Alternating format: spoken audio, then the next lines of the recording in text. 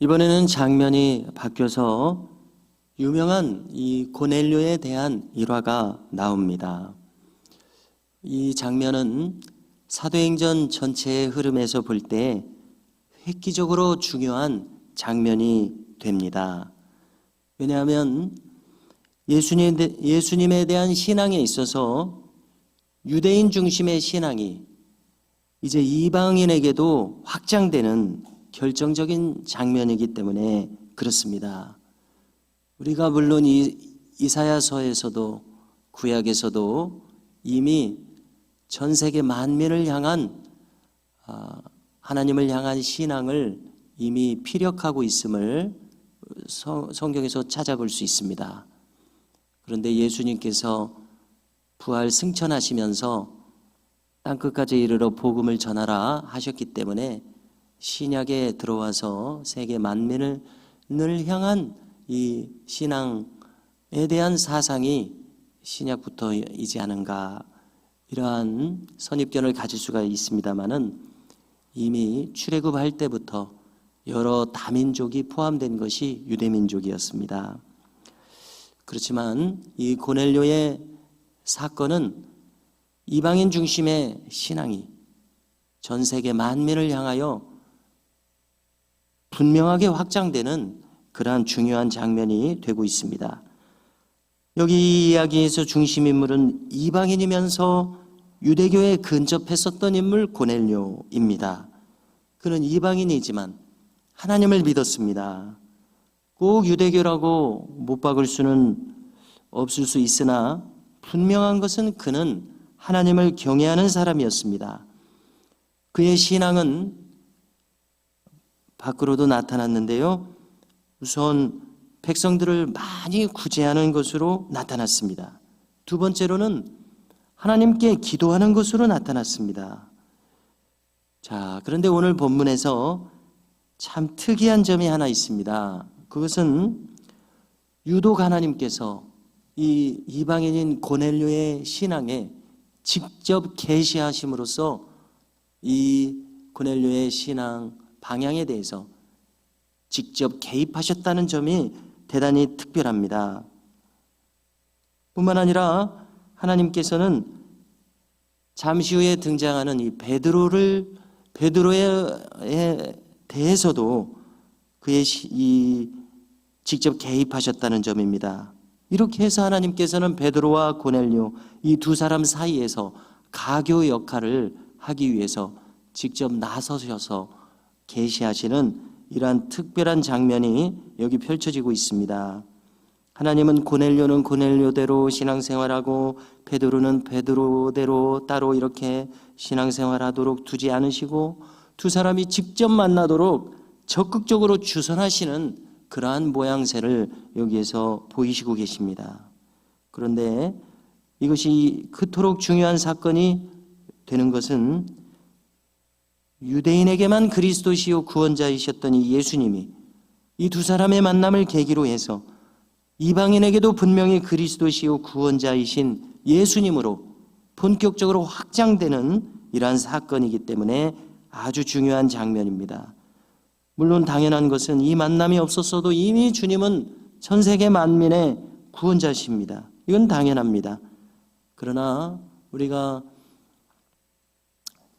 창세기에서도 10장에 이르러서야 비로소 하나님께서는 수도 없이 많은 세상의 인류들 중에서 오직 아브라함 한 사람만을 택하셔서 그분의 뜻을 이루어 가시는 전혀 새로운 이야기가 펼쳐지지 않습니까? 그것과 비슷합니다. 세상에 많은 사람들이 있지만은 이때에도 고넬료 한 사람을 택하셔서 세상 전체를 향한 구원자이신 것을 분명하고 또 분명하게 드러내시고자 하셨다는 점이 특별하다는 것입니다. 이것을 우리에게도 적용해 보십시오. 하나님의 역사는 우리 개개인들의 인생을 통해서 구체적으로 나타나고 있습니다. 이런 점에서 볼 때에 우리는 이렇게까지 생각해야 한다고 믿게 됩니다. 어떤 점입니까? 우리 한 사람 한 사람도 아브라함처럼 비록 우리가 성경 인물로 기록되지 않게 될 뿐이지 하나님께서 우리 각 사람 한 사람에 대해서 특별한 관심을 가지고 계십니다. 특별한 하나님 나라의 역사에 참여케 하시는 높고도 깊은 뜻이 있다는 것을 우리는 깨달아야 할 것입니다. 자, 이 경건한 이방인 백부장 고넬료, 그는 당시의 로마 제국의 대유대 행정과 군사에 있어서 수도 역할이었었던 저 지중해 해변의 가이사랴, 바로 이 도시의 이달리아대 백부장이었습니다. 연구자들이 알려주는 바에 따르면 이 이달리아대는 약 600명 정도의 정예군이었습니다. 그 중에서 고넬료는 백부장이므로 장교로서 약 100명 정도의 부하를 휘하에 두는 그러한 장교였습니다. 자, 제 9시쯤이었다고 알려줍니다. 이것은 오후 3시였습니다. 유대인들은 하루 3번 기도할 때에 이제 정오인 6시, 오후 3시인 이 9시에 기도하지 않습니까? 저 다니엘이 기도했던 것처럼요. 자, 이 기도 시간 중 하나인 이 시간에 고넬료도 이 유대인의 습관에 따라서, 전통에 따라서 뭔가 이 시간에 기도했던 때인 것 같습니다. 아마 그가 하나님을 향해서 집중하는 이 시간에 열린 환상이라고 부를 만한 환상이 열립니다. 그가 잠들었던 것도 아니고, 그래서 꿈꾸는 것도 아니고, 비몽사몽도 아닙니다. 기도하고자 하는 분명한 의식이 있었을 때 환상이 열렸습니다. 그리고 천사가 그를 부릅니다. 고넬료여. 그가 그 천사를 주목해서 대답을 했습니다. 그러자 천사가 계속 말합니다. 그대의 기도와 구제가 하나님 앞에 상달되어 기억하신 바 되었노라. 얼마나 놀랍습니까? 자기의 신앙에 대해서, 자기의 행위에 대해서 하나님이 다 알고 계시다는 것, 얼마나 놀랍습니까? 이 놀라운 소식을 들은 후에 천사는 고넬료가 앞으로 해야 할 일을 일러주십니다. 그대는 지금 사람들을 요바에 보내서 베드로라고 하는 시몬을 정하라. 이 가이사랴라고 하는 항구 행정 군사 도시는 요바로부터 북쪽으로 약 50km 떨어져 있습니다. 이제 아래 남쪽의 요바로 가서 만날 베드로의 거처하는 위치까지 알려주십니다. 그는 무두장이 시몬, 곧 가죽 가공업자인 이 시몬의 집에 유숙하고 있는데 그의 집은 해변에 있다고까지 일러주십니다. 자, 고넬료는 이 놀라운 천사의 전언을 듣고서 그대로 순종합니다. 그는 즉시로 하인 2사람, 그리고 부하 중에서 경건한 부하가 있었던가 봅니다. 부하 한 사람을 부릅니다. 그리고 지금 있었던 일들을 다 설명하면서 그들을 요바로 내려보내게 됩니다. 자, 이제 장면이 바뀌어서 하나님께서는 베드로에게 계시하십니다. 그러므로 이 사건은 진정 하나님께서 친히 나서시는 사건이셨습니다. 그러므로 하나님의 역사는 어떻게 이루어지는 것을 우리가 알게 됩니다. 알게 됩니까? 하나님께서 친히 그분의 역사를 이루어 가십니다. 다만 그분의 종들은 그분을 향해서 여기 6시, 9시에 기도하고 있었던 것처럼 하나님을 향해서 귀를 열어둔 사람들, 그저 자기 인생 살기에 바쁜 사람들이 아니라 하나님을 향해서 귀를 열어둔 사람들을 통해서 하나님은 자기의 하시고자 하시는 역사를 이루어 가시는구나. 우리는 이렇게 깨닫게 됩니다. 그러므로 우리의 이 믿음의 주파수가 하나님을 향해 있어서 나를 통해서 우리 주변에서 하시고자 하시는 말을 우리가 깨달을 수 있는 이와 같은 은혜가 우리에게도 있으면 얼마나 좋을까 이리 생각하게 됩니다.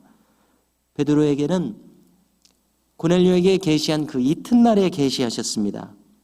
베드로는 제6시에 기도하러 지붕에 올라갔습니다. 그것은 정오 12시를 가리킵니다. 기도하는 그 시간 그는 또 때가 때인 만큼 시장해졌습니다. 무엇을 먹고자 하는 생각을 할 때에 하나님께서는 그의 눈에 환상을 열어주십니다. 하늘이 또 열렸습니다. 그리고 어떤 그릇같이 생긴 것이 내려옵니다. 큰 보자기 같기도 한 그것은 네 귀를 메어 땅에 드리워집니다. 그리고 그 안에는 유대인들에게 금하라고 모세오경 즉 레위기와 신명기에서 반복하여 명하셨던 부정한 짐승들이 가득한 보자기 형상이었습니다. 각종 네 발 가진 짐승, 그리고 기는 것, 공중에 나는 것들이 있었습니다. 부정한 동물들이었습니다. 이때 음성이 들립니다. 베드로여, 이것을 잡아먹으라 하셨습니다. 그러자 이때만 해도 베드로는 자신의 경건을 하나님께서 지금 시험하시는구나, 아마 이렇게 생각했었을 것입니다. 그래서 그는 대답하지 않습니까? 하나님, 저는 평생토록 부정한 음식을 입에 대지 않았습니다. 이렇게 대답하는 것이 베드로로서는, 경건한 베드로로서는 올바른 대답이었을 것입니다. 이것이 바로 유대인들의 신앙이었기 때문이죠. 그런데 놀랍게도 천사를 통해서 하나님은 이렇게 말씀하십니다. 하나님께서 깨끗하게 하신 것을 내가 속되다고 하지 말라. 이것은 뜻밖의 말씀 아닙니까? 베드로는 속으로 큰 충격을 받았을 것입니다. 그러나 이 한 번 말씀하신 것에 의해서 성경에 뿌리 박은 그의 신앙이 바로 달라지기는 어렵겠지요. 그는 도저히 받아들일 수가 없어서 아마 똑같은 대답을 드렸을 것 같습니다. 부정한 음식을 저는 평생 입에 댄 적이 없습니다. 이런 식으로요.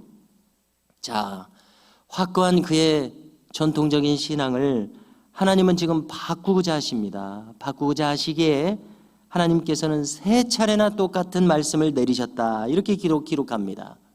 하나님께서 깨끗하게 하신 것을 내가 속되다고 하지 말라. 자, 이것은 무엇을 가리키고 있습니까?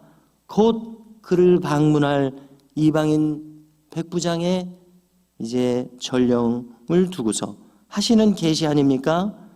그러나 아직 베드로는 지금 보여주시는 이 환상에 확실하고도 분명하며 구체적인 의미를 알 수는 없었습니다. 그렇지만 또 어떻습니까? 한편으로는 그의 이성으로는 이해되지 않지만은 지금 나를 향하여 계시하시는 이 하나님의 뜻을 전적으로 무시할 수는 없었던 것입니다. 왜냐하면 지금 베드로는 오순절 성령께서 강림하신 이후로 초대교회에서 역사하시는 놀라우신 하나님의 이 일하시는 가운데 그가 순종하고 있는 때였었기 때문에 그랬었을 것입니다. 베드로는 지금 하나님께서 역사하시는 바에 귀추를 주목하고 있는 시기였습니다. 그러므로 그는 이번에도 하나님의 뜻하시는 바에 순종해야 합니다. 이것을 잘 알고 있었던 그는 마음으로 고민하게 될 수밖에 없었습니다. 이제 곧 고넬료의 전령들이 문을 두드리며 그를 방문할 것입니다. 이런 식으로 해서 하나님은 그를 이제 인도하실 계획이십니다. 성도 여러분, 우리도 마찬가지일 것입니다. 이 고넬료나 베드로처럼 언제든지 하나님의 인도하심에 응할 수 있는 마음의 준비가 우리에게 있으면 얼마나 좋겠습니까? 그것은 어떻게 다져지는 마음입니까?